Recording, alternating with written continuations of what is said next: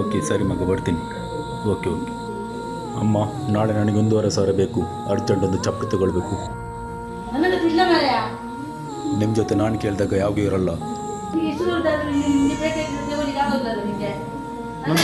ಮನೇಲಿ ನೋಡಿದರೆ ಒಂದು ಐಟಮ್ ಇಲ್ಲ. ಐಟಮ್ ಬೇಕಾದ್ರೆ ನಾವೇ ತರಬೇಕು. ನೋಡಮ್ಮ, ಅದು ನನಗೆ ಗೊತ್ತಿಲ್ಲ. ನಾನು ನಾಳೆ ಹೊರಡ್ಬೇಕಂದ್ರೆ 1,500 ರೂಪಾಯಿ ಬೇಕು ಅಷ್ಟೇ.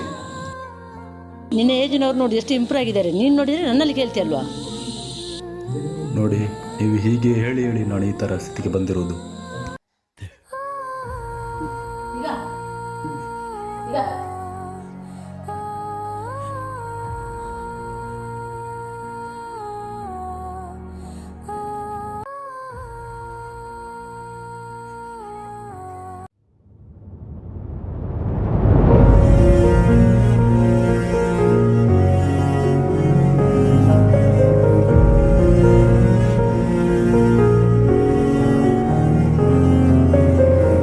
ಕೋಟಿ ಕನಸುಗಳ ಅರಮನೆಗೆ ಧೈರ್ಯ ನೀಡೋ ಕಾವಲು ನಾನಾಗುವೆ ನಮ್ಮ. ಭೂಮಿ ನೋಡಿ ಉಳೋ ನೇಗಿಲಿಗೆ ಬಲದಿ ಹೆಗಲ ನೀಡಲು ನಾನಿರುವೆ ನಮ್ಮ. ಉರಿ ಜ್ವಾಲೆ ಹರಿದು ಸುಡುತ್ತಿರೆ ಜಗವನ್ನೇ ತಣಿಸುವ ಮಳೆಯಾಗುವೆ ಕೇಳಮ್ಮ.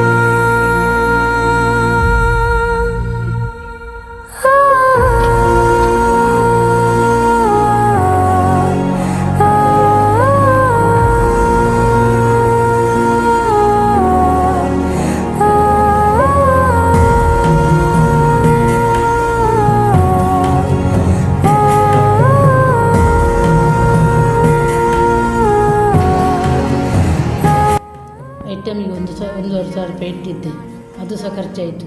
ಇನ್ನು ಏನು ಮಾಡೋದು? ಯಾರ ಜೊತೆ ಇರೋದು? ದೇವರಿಗೆ ನನಗೆ ಗೊತ್ತು. ತಾನೋ ತಾನೇ ನಾನೇನೋ ತಂದಾನೆ ನಾನೇ ತಾನೇ ತಂದಾನೋ ತಾನೇ ನಾನೇನೋ. ಅಮ್ಮ, ನಾನು ನಿಮಗೋಸ್ಕರ ದೊಡ್ಡ ವ್ಯಕ್ತಿಯಾಗಿ ದೊಡ್ಡ ಹೆಸರನ್ನು ಮಾಡಿ ತುಂಬ ಸಂಪಾದಿಸ್ತೇನೆ ಅಮ್ಮ.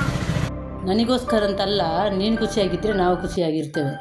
ತಾನೇ ತಂದಾನೋ ತಾನೇ ನಾನೇನೋ. ಅಣ್ಣ ನಮಸ್ತೆ. ನೀನು ತುಂಬ ಸಲ ಕೆಲಸ ಕರೆದಿದ್ದೆ, ನಾನು ಬಂದಿರಲಿ. ಈಗ ಸ್ವಲ್ಪ ಅರ್ಜೆಂಟು. ನಾನು ಪ್ಲೀಸ್ ಒಂದು ಕೆಲಸ ಕೊಡೋಣ. 3,000 ದುಡಿಲೇಬೇಕಣ್ಣ ಹೇಗಾದರೂ, ಪ್ಲೀಸ್. ಸರಿ ಅಣ್ಣ, ಥ್ಯಾಂಕ್ ಯು.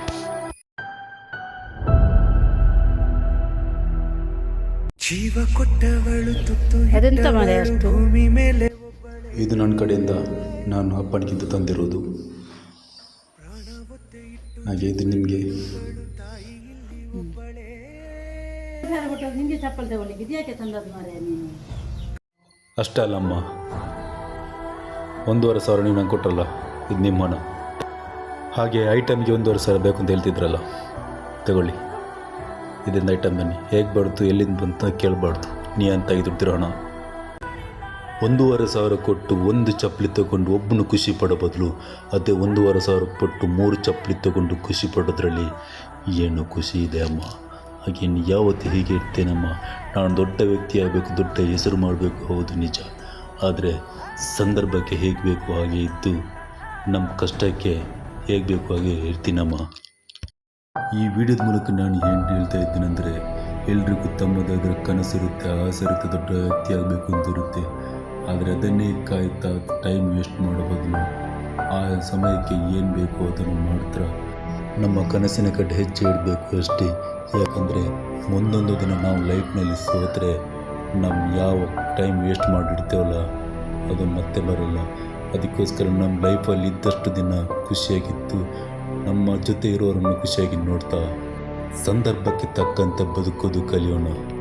ಉಪಯೋಗವಿಲ್ಲದಾಗ ಮಾಡಿದ ಸಹಾಯದಿಂದ ನಿಮಗೆ ಖುಷಿಯಾಗಬಹುದು, ಆದರೆ ಉಪಯೋಗವಿದ್ದಾಗ ಮಾಡಿದ ಸಹಾಯದಿಂದ ಸಾವಿರಾರು ಜನ ಖುಷಿಯಾಗಿರಬಹುದು.